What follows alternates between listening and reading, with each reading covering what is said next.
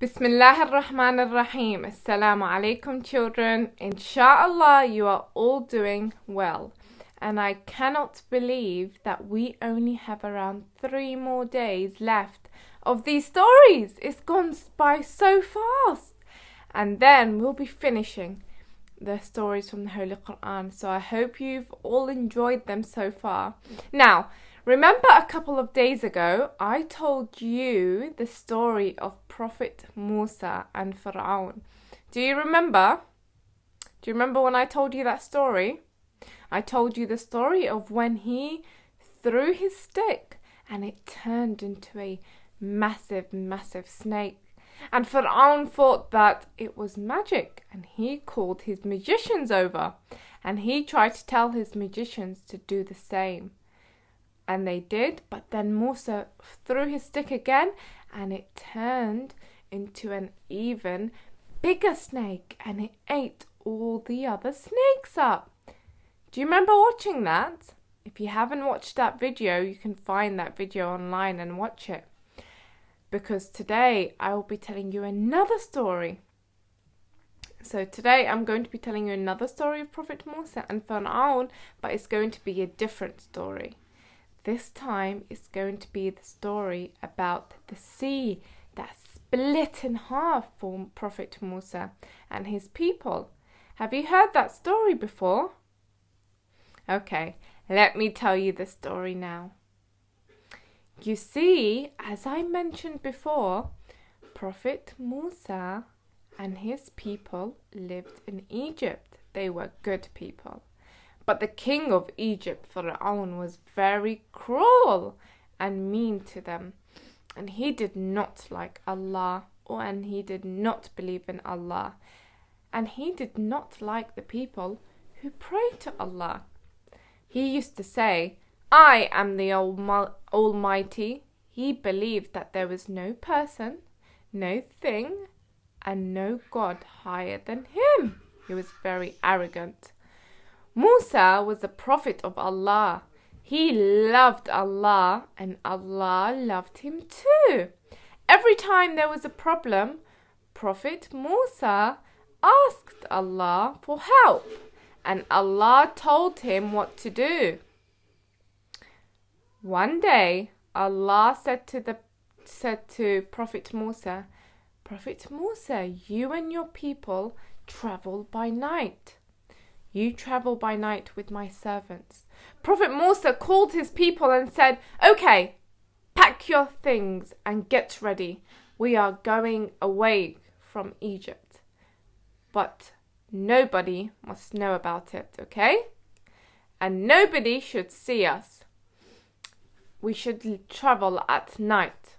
So all the people, they left at night. There were many of them. And they all got their belongings. They all got their things. They all got ready. They brought their families. And they were ready to leave. And amongst them, there were also some women and children. You see, the women and children walked very slowly and got tired very quickly. And that is why their caravan did not move very fast. Okay, remember this was in the middle of the night that they left with Prophet Musa. By then, Pharaoh had heard that Musa and the people had left, and he got very angry, and he ordered a whole army to go and chase them, and he left with the army. In the morning, they reached the shore of the sea. They reached a big sea. It was then that Musa and the people saw some people following them. They were moving very fast. Who was it? Who can guess? Yes, it was the army and the soldiers. It was Pharaoh and his soldiers, and they had catched up to them. Everyone became so scared and they started to panic. Oh no, are they going to catch up to them? Because there was nowhere to go. They were trapped. There was a sea in front of them and they couldn't cross the sea. And behind them was Pharaoh and his army and the soldiers. They were behind them, so they couldn't go back. It was impossible. There's a big sea in front of them. How are they going to cross it? Where could they go? And who could help them? And guess what?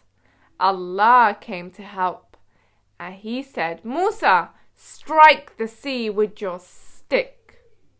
And guess what happened?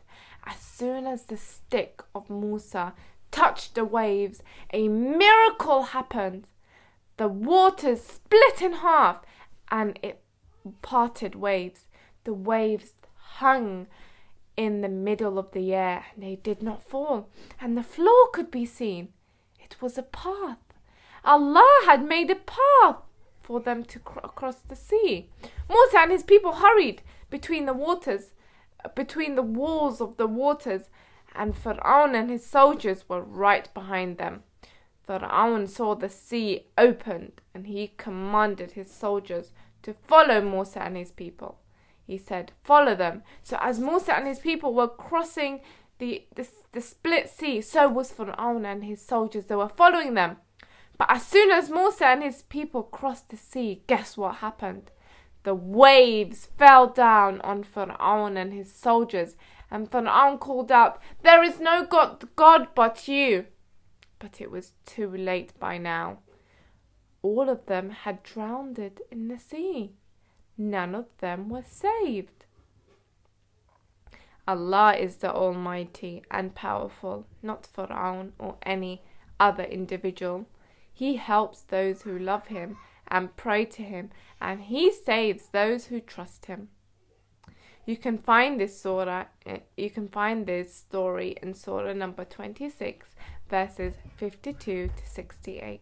That's Surah number 26, verses 52 to 68. I cannot believe that the sea had split open. The whole sea split in half, and it helped Prophet Musa to cross the sea. I wonder what they thought when they were crossing the sea and they could see the water above them. And I wonder how they felt when they saw Pharaoh and his soldiers following them and chasing them in the middle of the sea. But you see, this is a big miracle from the Holy Quran. Allah saved Musa and he saved his pure servants, and he saves the people of Musa as well. And this teaches us that we shouldn't be arrogant. We shouldn't have so much pride and believe that we are the best and there's no one higher than us and no one better than us.